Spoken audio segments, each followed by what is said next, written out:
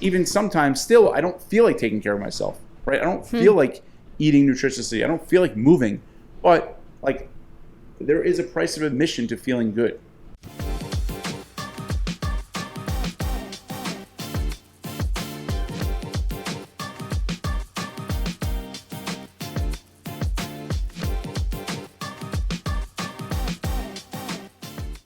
I'm looking forward to this conversation. I think it's going to be an interesting one. We've got a couple of topics we're going to weave together. Are you ready to dive in? I'm ready to dive in. Let's do it. Excellent. All right. So recently you've had quite an event in your family. Why don't you tell us about it? Yeah. My oldest son graduated elementary school. Oh. He is now going to be a middle schooler. He graduated 5th grade, and my youngest son graduated 2nd grade. So I now have a rising 6th grader and rising 3rd grader. And I like everyone else on social media, like everyone else on the planet, they can't believe their children is another year older. But I really can't. It's just crazy. Time is absolutely ticking by real fast. And it feels really like it's getting faster and faster. It is. It is actually getting faster. I think there's somebody there winding the clock. So, well, congratulations to your son. The transition to middle school is a big one.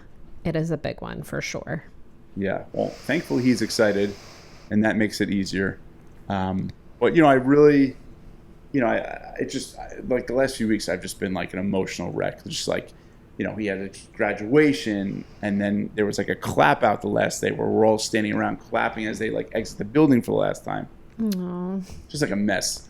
And it's just like, I was really trying to like figure out why I'm so sad. And like, I think if I had to articulate it and like put it down to one thing, I think it's just the passage of time. Like the passage of time just really is so sad. Yeah.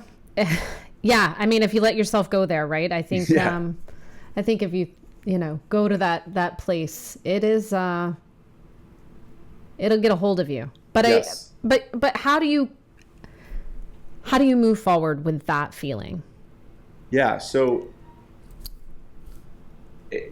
number one, it's funny because like there was one day, there was so many activities going on the last week of school. I just like had time to do like my 20x4 workout, I'd call it my 20x4, 20 push-ups, 20 squats, 20 crunches, and 20 jumping jacks. That's all I had time for.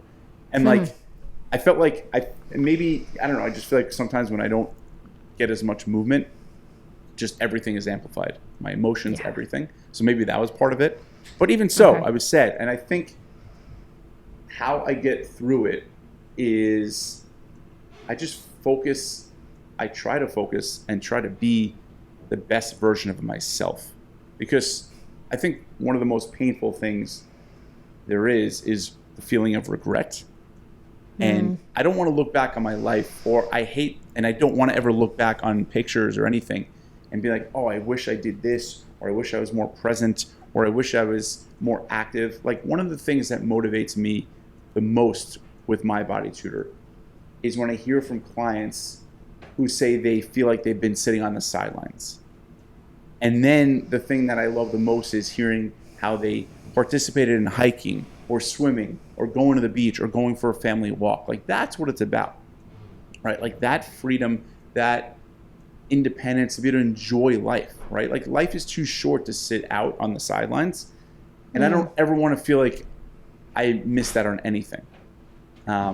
So for me, it's just being as present as possible. And I think that's not always easy, of course, but I think the best way for me to be present, I've learned is, and it might sound trite, but like is to truly take care of myself. Like the fundamental and foundational things like eating nutritiously and moving and sleeping as much as I can, like those 3 things really make a massive difference in how I show up, for my family, for myself, for my body tutor, for everything. Yeah, well, those things are your basic needs being met, right? You need good food. You need enough sleep. You need to move your body. These things allow you to function at a baseline level. Right.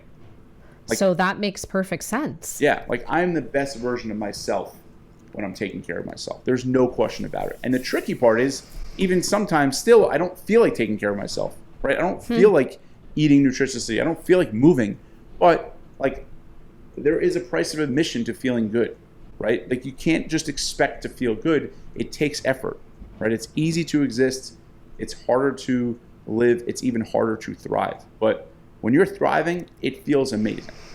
And it's tricky because that's where, coaching comes into play. That's where having someone to be accountable to comes into play, because they push me to do what I know I want to do and what I know is going to make me feel best.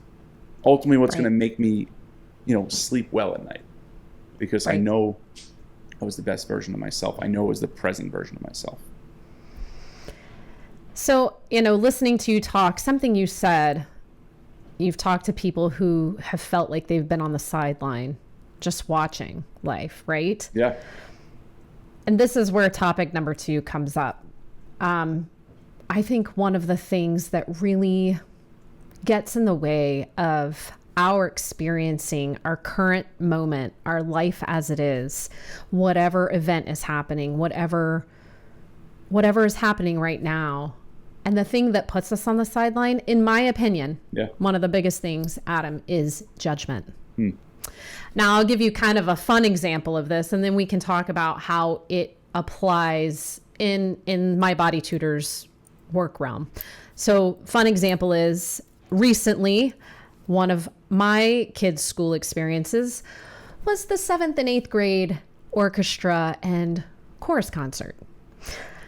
For those of y'all who have perhaps experienced this, you already know where I'm going.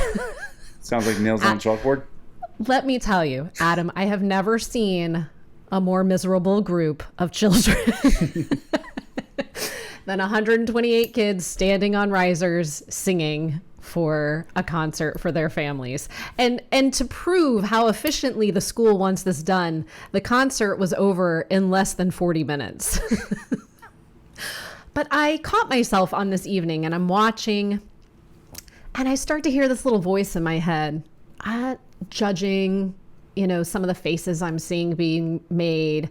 Some of the kids up there are talking to other people in the audience. Yeah, right. I mean, right in the middle of everything, I'm listening to the choir teacher, who's awesome, by the way, but frankly can't play the piano very well.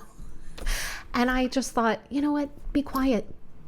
Be quiet and just be here. It's a 7th and 8th grade concert. What do you want? Like, what do you expect? Just absorb it. It's 7th and 8th graders. It's a miracle they got 128 of them up on stage all at once. They're all singing the words to this song, and there's harmony. Like, appreciate the miracle that is, Yeah. And I just noticed it's all the judgment that was chittering away in my brain was actually taking me out of the experience of this perfectly appropriate miracle of 7th and 8th graders. So that's kind of a fun example, but I was sitting on the sideline judging, right? Instead of experiencing. And I think this happens a lot, especially when it comes to people getting healthy and fit. Do you want to interject at all before I carry on? Because I have some more to add. Carry on, as they say. Okay, so here's what happens, right? You talk about, Adam, taking care of yourself, eating nutritiously, moving your body, sleeping well. And maybe there are people listening to this right now who are like, yeah, I'd like to do those things too, but I can't seem to get through a day without eating my favorite snacks. But I can't seem to get my head out of my rear end and go for a walk. All of a sudden, that chittering shows up. And here we are on the sidelines going, well, I can't be like them. So I just can't do this. I'm just going to stand on the sideline and stand in judgment of myself. Oh, and ultimately of those around me. And I think that's what starts to happen. And the next thing we know, time is flying by. And here we're years down the road, and we've not taken any action on any of these things we want. And that type of judgment is called value judgment. It also becomes toxic judgment. And it starts to poison the very life we say we want to live. And those values are, well, If I can't eat 3 nutritious meals a day and exercise an hour a day and get 8 hours of sleep and drink my 8 glasses of water, then I suck. And I don't deserve to feel good or live the life I want to live. And there we've just burned our village to the ground. So in my opinion, it's judgment that stands between us and living in the present, experiencing the moment as is. And that's really hard to do, especially when you're trying to unravel health that you don't like having. Yep. Because this way of thinking about things has become a habit, and it's built what we have. So That was a lot. I'm anxious to hear your thoughts. Yeah, let's unpack that a little bit. There's a lot to unpack, actually. Yes. So no doubt that when you're really experiencing life, I mean, would you say you're not thinking, or you're in the moment, right? I mean, it's almost, I wouldn't say it's flow, because I think flow is an extreme version of that. Like when you're just doing something you're really passionate about, whatever, but just being in the moment, right? You're not looking at your phone. You're just taking things for what they are, not what you think they should be, not for what you want them to be, not what you aspire to be. You're just appreciating life as is, the moment as is. Yes. We might call that appreciative judgment. Yeah. Right? It's really hard to get away, I think, as human beings. It's hard to get away from judgment. We are constantly, we have to make judgment calls. Right. This is where it gets so tricky, right? Like you have to have preferences. Okay, going down that dark alley at night, bad. Right. You have to make a judgment call. Don't do it. It could be unsafe. Right. Right? Or, putting your hand in the fire. Ouch. I prefer not to do that. It doesn't feel good. I think the problem comes when we start attaching it to good and bad in terms of morality, in terms of how others view us, and then ultimately how we view ourselves. And that's where it starts to take over and become problematic and take us out of experiencing the present moment. Yeah. I mean, we see this time after time. That too. With health and fitness, it's just like, someone has a plan, they have an intention for the day, and, they just veer off course. And whether it's they ate a treat they didn't plan to eat, they ate more than they wanted to, and that's where the issue comes into play, where it's, it becomes like a double whammy, because they veered off course, which all happens. We're not robots. But then they beat themselves up over it. And that's really where it spirals. It's almost like, I think life has 2 arrows. Like the first arrow is what happens to us. The second arrow is how we respond to what happens to us. Right? We can't really control what happens to us, but we can absolutely control how we respond to what happens. Right. And one of my favorite tactics to help with this, drum roll for another acronym. I'm ready. Go. Is FOF. Facts or fiction, right? So let's say you ate a cookie that you didn't intend to eat, or let's say you ate more. Let's just stick with the cookie example. After dinner, you have some cookies. You didn't plan on eating the cookies. The fact is, you had some cookies after dinner. That's the facts. The fiction is everything else you tell yourself about those cookies. Here I go again. I can't stick with anything. I can't stick with anything for more than a few days. Why can't I skip? Why can't I not have cookies? Like all this stuff, all this noise, all this fiction we tell ourselves. And it's a narrative that, as you kind of said, it does serve us in a way, and it becomes a habit. It does. It's very hard to let go of that habit, because that, not to get too deep into the brainy stuff, but it feeds the ego, right? Like in a way, that's the bully within, and the bully feeds on beating somebody up. That's how it gets its pump, right? Like that's how it feels better about itself. And a lot of times that leads to reinforcing the behavior we're trying to curtail, right? So in the case of somebody who emotionally eats, right? They have a hard time feeling their emotions. They turn to food. They eat the food. Then comes the judgment, right? Beating you up. You feel bad again. You eat more food. The ego is getting fed so many times, right? That quick hit pleasure. And so to let go of that and just stop at the facts is really, really hard, because you're basically denying yourself instant gratification.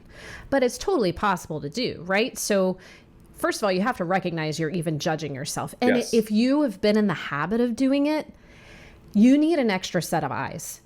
You need somebody who can stand back and watch it happen and help you identify the moment. I'm doing this right now with a couple of my clients, Adam. It's tough. It's Totally. really tough. And it's like night and day though, because it's almost like the equivalent of like, you know how sometimes you fly and your ears get all clogged up and then like, suddenly an hour or two later they pop and you're like, oh, it feels so much better.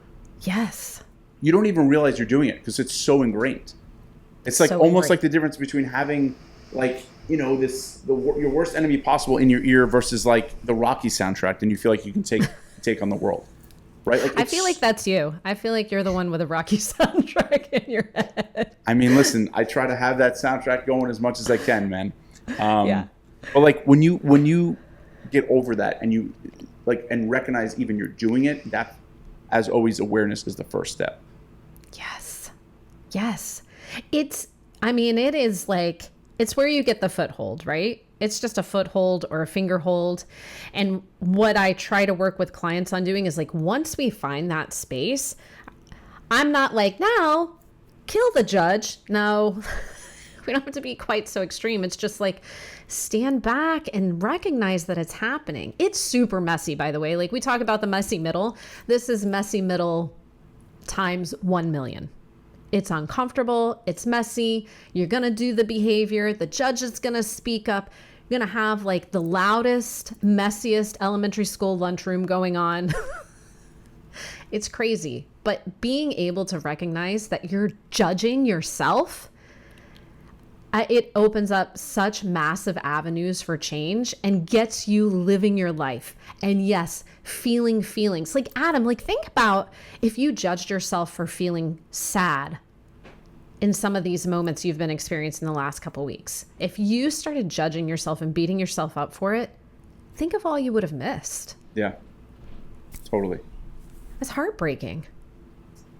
It's Yeah, heartbreaking. I think, you touched on a really important thing is when you separate yourself from the judgment, that in itself is the work. Because I think it's important to understand that I think we all have these judgments. We all have fear. We all have all these uncomfortable feelings, all these negative thoughts. The difference is we're able to separate ourselves from them. Mm-hmm. And when you do that, you realize you are not them, right? Like the old, like you are not your thoughts. If you can recognize you're having a negative thought or a negative pattern or whatever it might be, and you can envision yourself as, the waves of the ocean, and you're not the wave, but you can ride the wave, that is everything. Because let's say you have that negative thought or you have that negative judgment, you realize it's just that. It's just a thought. It's just a judgment. Mm-hmm. And the more you can kind of acknowledge it, wave hello to it, oh, there it is again, but not be that and realize like you're separate from that, that's the key. It is. Right? Because I don't think the goal is to, like, I think those judgments and these negative thoughts come into, I don't know if we can necessarily remove them, right? I don't know if anyone, I mean, I have them, we all have them. And at times they get the best of me, but hopefully most of the time they don't. But the difference is when I don't let them, I'm able to recognize them and say, all right, you know what? Like, shh, like get out of here. I turn up the volume on the Rocky soundtrack. Yeah, exactly. Well, another good question to ask yourself is, are the thoughts I'm having helping me? Mm-hmm. Right? Like, are these making me feel any better? And listen, sometimes we're like, I don't want to feel better. Yes. Who doesn't love to bed? Who doesn't love a good pity party? Maybe just go to bed. Well, something I've been working with my son on is like, all right, let's have your feelings. Let it swell. Mm-hmm. Let them come out. And then I'll look at him and I'll say, and when you're ready to feel better, let me know. And we'll talk about choosing some different thoughts. Yep. So he takes a minute and I'll say, okay, are you ready to feel better? And he's like, yeah. I'm like, okay, well, let's think about what thoughts we could start choosing because we're going to have to work at it. Yeah. And that's the truth. You have to work at it. I mean, choosing your second thought is not habitual. You have to make it a practice. Yes, absolutely. one of my favorite challenges for people is, sometimes that negative thought is very, it's just on demand. It's there, right? It's zero effort. We're just so used to it. But immediately counter it, especially when you find yourself judging yourself, immediately counter it with something positive. And at first, like, oh, come on, that feels so hokey, that feels so weird. But if you do that long enough and over enough and you practice that, then that second thought does become habitual. So every time you think that negative thought, you're immediately countering it with something positive. It's really powerful. You could even, and for some people, I know, Adam, some people like, ooh, positivity, like, ooh, positivity. You could also just counter it with, okay, but what are the facts? Right? Like going back to your favorite FOF, right? Like I'm feeding myself the fiction. The drug of choice right now is the fiction. And let's be clear, it is a drug because it's a habit. So what are the facts? Yep. I don't have to feel positive about it, but what are the facts? So maybe that's something. It's so powerful. And I mean, this also kind of leads into giving yourself grace, giving yourself self-compassion. I mean, this is all part of it, right? Because I think the opposite of judgment, and you can correct me if I'm wrong, is the compassion, is the more lenient side, right? Like instead of beating yourself up, you can give yourself grace, you can give yourself compassion. And one other thought is, like, I know it's the way we're hardwired because it's evolutionary, but like it is unbelievable and really unfortunate that our brain loves to focus on the negative. But it's so interesting how we never stop and think, oh, look at all these positive things I'm doing, right? The here I go agains. Like I always say, like, here I go again. Oh, here I go again eating the chips. Here I go again eating the ice cream or cookies. We don't usually say, oh, here I go again, putting my shoes on or getting to the gym or choosing fruit over, something more indulgent or having a glass of water. We don't usually acknowledge that, which is tricky. But like, we're only looking at the negative evidence. I challenge you to look at all the positive evidence as well, because our brain is the biggest label maker in the world, right? We can either choose to label things bad, good, however we want, and we can also choose to focus on bad or good. I don't know, Adam. I think we have a real opportunity ahead of us to have a revolution in evolution. I mean, why couldn't we start now? Might take a few eons, right? Maybe we can create the brain into something that seeks the positive and rewards it, And the truth is, there are rewards in changing the way we are looking at things and choosing that second thought. It's just that they're delayed, right? So we have to become skilled and practiced at delayed gratification. Yes. All right. Okay. Let's come up with a challenge for this week.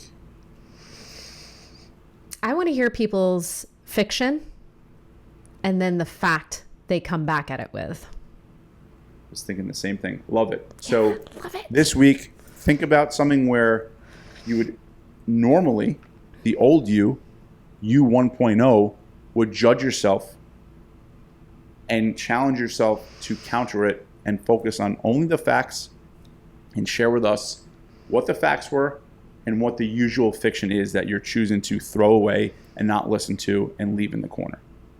You're going to burn those books. We'll have a book burning.